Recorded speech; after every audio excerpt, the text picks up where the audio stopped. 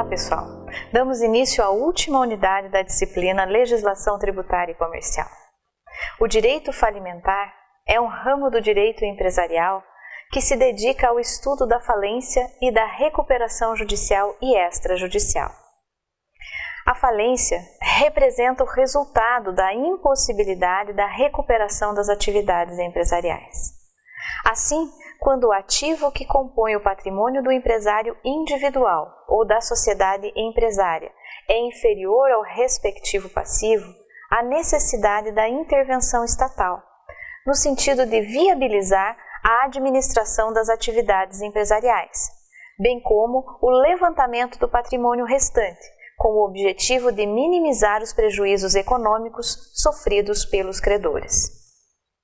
Segundo Tarcísio Teixeira, a falência é um processo de execução coletiva ou um concurso de credores, no qual os bens do falido são arrecadados para uma venda judicial forçada, com a distribuição proporcional do resultado entre os credores. O conjunto de bens do devedor, sobre o qual incidirá a concorrência dos diversos credores, é chamado massa falida. Para que possamos tratar do processo falencial, é necessário inicialmente retratar o aspecto da insolvência de maneira geral. A incapacidade de dar cumprimento às obrigações jurídicas é normalmente tratada com desprezo por parcela da sociedade, seja em se tratando de pessoa física ou jurídica. E isto ocorre porque se tem em mente que quando a pessoa se torna insolvente, chegou àquele estado por condutas desonestas por ela praticadas. No entanto, a insolvência pode ter ocorrido em razão do desenvolvimento de uma atividade de risco, que teve como consequência um mero fracasso, independentemente da prática de qualquer conduta ilícita. O risco é inerente à existência humana. No entanto, a insolvência passa a ter maior incidência a partir do momento em que as relações negociais deixam de ser imediatistas, como ocorria no período em que prevalecia o escambo. Atualmente, as relações jurídicas negociais passaram a buscar a satisfação de interesses presentes, porém com a satisfação do crédito adiada, muitas vezes para um futuro bem distante. No entanto, neste intervalo de tempo, muitas coisas podem acontecer, inclusive a indisponibilidade do patrimônio do devedor para dar cumprimento à sua obrigação perante o credor. Quando ocorre um desequilíbrio econômico em relação a uma pessoa física que não desenvolva atividade empresarial, ela pode ser considerada insolvente, e a legislação prevê regras próprias para esta situação. Porém, se a capacidade econômica de suportar as obrigações jurídicas entra em colapso e o devedor exerce atividade empresarial, o resultado deste processo poderá ser a decretação da sua falência. Portanto, as pessoas, de maneira geral, jamais poderão ser identificadas tecnicamente como falidas, mas sim como insolventes. O artigo 1º da Lei 11.101 de 2015 prevê que esta lei disciplina a recuperação judicial, a recuperação extrajudicial e a falência do empresário e da sociedade empresária, considerados neste caso como devedor. A empresa individual de responsabilidade limitada, incluída no Código Civil pela Lei 12.441 de 2011, também pode ser objeto do processo falencial, uma vez que o artigo 980-A, parágrafo 6º do Código Civil, prevê a aplicação à EIRELI, no que couber, as regras previstas para as sociedades limitadas. Para buscar o cumprimento da obrigação, o credor tem a seu favor os bens do devedor.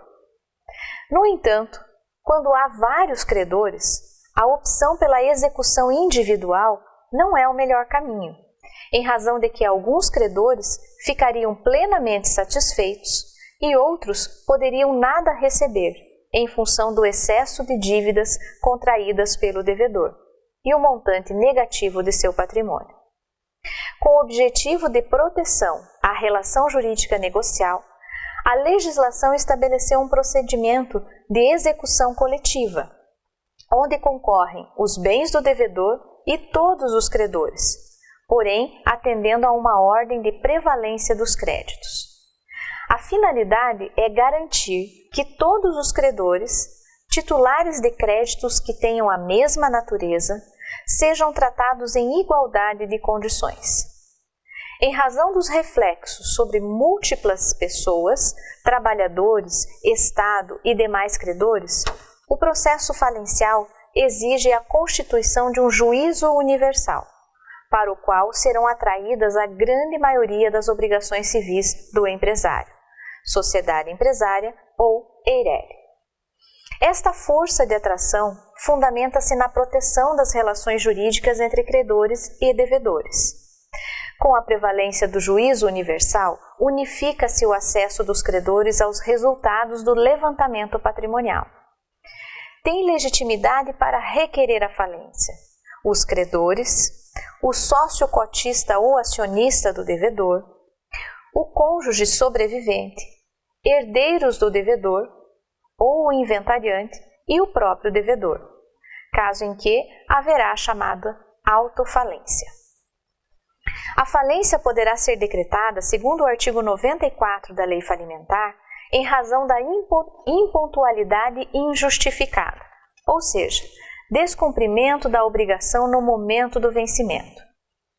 Execução frustrada, o que significa que em processo de execução o executado não pagou nem depositou os valores devidos e nem tampouco nomeou bens à penhora. E ainda a prática de atos de falência, que são os atos suspeitos, como a simulação de negócio jurídico, venda precipitada de bens, abandono de estabelecimento, dentre outros. A partir do momento em que se constitui a massa falida, se estabelece também o concurso de credores. As obrigações e seus credores reúnem-se pela verificação e habilitação de créditos, da qual resulta o quadro geral de credores, de responsabilidade do administrador judicial. Os artigos 83 e 84 da Lei de Falência prevêem a disposição de créditos em classes de preferência. Desta forma, levando em consideração o comando legislativo, o Juízo Universal da Falência efetuará o pagamento aos credores por classes. Somente quando completamente satisfeita uma classe preferencial, passará ao pagamento da classe seguinte, assumindo o risco de que alguma ou algumas classes fiquem sem ser atendidas e outras sejam plenamente satisfeitas.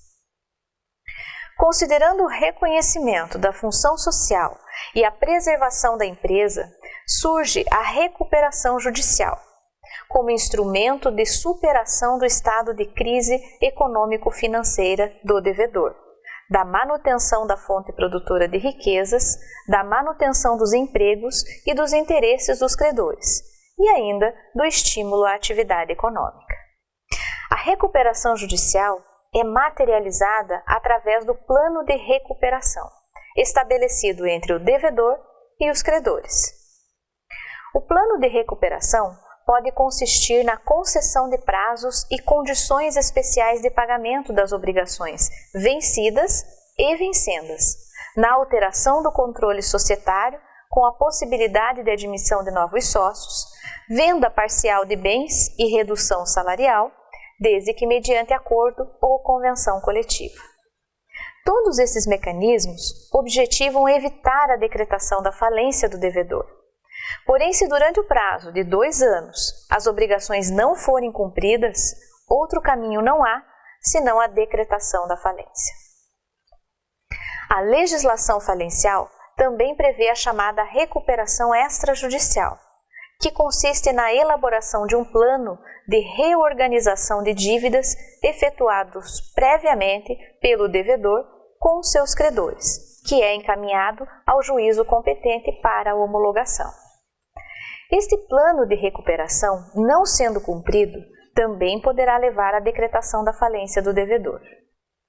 Em síntese, o risco é inerente à existência humana, porém, ele se intensifica quando se trata de atividade empresarial.